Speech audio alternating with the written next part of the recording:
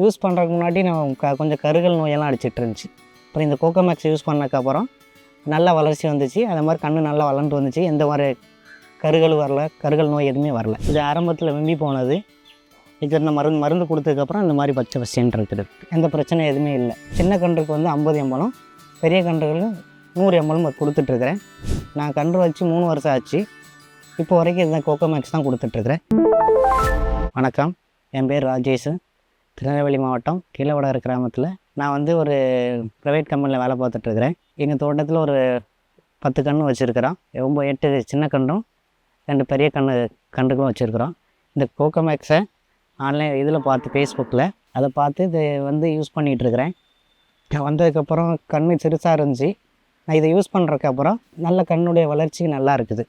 அதே மாதிரி இதை தண்ணி கொடுக்குற முறை வந்து சின்ன கன்றுக்கு வந்து 50 ml, பெரிய கன்றுகளுக்கு 100 ml கொடுத்துட்ருக்குறேன்.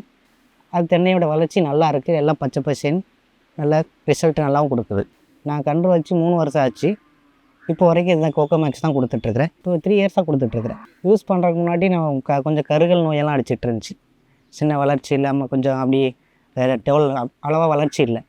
அப்புறம் இந்த கோகோமேக்ஸ் யூஸ் பண்ணதுக்கப்புறம் நல்லா வளர்ச்சி வந்துச்சு. அதே மாதிரி கண்ணு நல்லா வளர்ந்து வந்துச்சு. எந்த மாதிரி கருகள் வரல, கருகல் நோய் எதுவுமே வரல. பெரிய மரம் நாம் வரும்போது அதில் காயே காய்க்கலை. இந்த கோகோமேக்ஸ் கொடுக்கப்புறம் நல்லா காய் காய்ச்சி நல்லா பூ விட்டு நிறைய காய்கள் காய்ச்சிருச்சு. அதுலேயும் நல்ல ரிசல்ட் கிடச்சிருக்கு. இது ஆரம்பத்தில் வெம்பி போனது. இது இந்த மருந்து கொடுத்ததுக்கப்புறம் இந்த மாதிரி பச்சை பசேன்னு இருக்குது. எந்த பிரச்சனையும் எதுவுமே இல்லை. இந்த மாதிரி 2 மரம் இருந்துச்சு. இப்போ அந்த 2 மரமும் கரெக்டாக அந்த மருந்து கொடுத்ததுக்கப்புறம் பச்சை கொடுக்க ஆரம்பிச்சிது.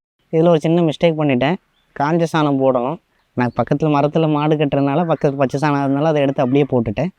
அதனால் அது கொஞ்சம் எஃபெக்ட் கொடுத்துருச்சு. அதனால் அவங்க அதை பற்றி நான் கேட்டேன் அவங்ககிட்ட. இந்த ரிசல்ட் கொண்டு வந்தாங்க. இந்த மாதிரி காஞ்ச புறம் அந்த சாணியை எடுத்து போடுங்க அப்படின்னு சொன்னாங்க. இனி அந்த மாதிரி யூஸ் பண்ணிக்கிறேன்.